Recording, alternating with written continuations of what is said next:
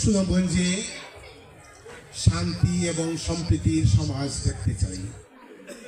আমরা সুনামগঞ্জকে আমরা সন্ত্রাসমুক্ত, চাঁদাবাজ মুক্ত একটা সুন্দর সম্প্রীতির সমাজ দেখতে চাই। সংগ্রামী ভাই এবং বন্ধুগণ, আমরা সুনামগঞ্জকে একটা পর্যটন এলাকা হিসাবে দেখতে চাই।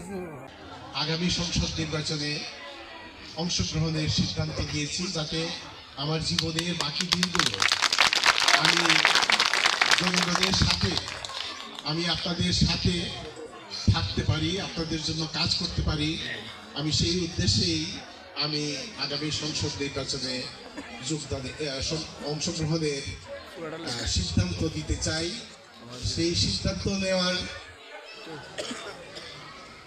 পেছনে যেন আপনাদের সমর্থন থাকে, আপনাদের সমর্থন আছে কিনা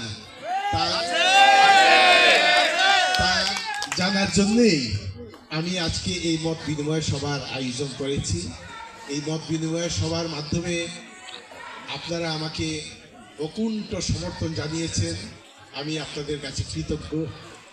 আমি আপনাদেরকে ধন্যবাদ জানাচ্ছি এবং আবারও আপনাদেরকে প্রতিশ্রুতি দিচ্ছি, জীবনের বাকি দিনগুলো আপনাদের সাথে, আপনাদের সঙ্গে নিয়ে আমরা এই জনপদের মানুষের কল্যাণের জন্য আমরা কাজ করে যাব। এই জনপদকে যাতে শান্তি ও সম্প্রীতির জনপদ আমরা তৈরি করতে পারি, তার জন্য আমরা চেষ্টা করে যাব।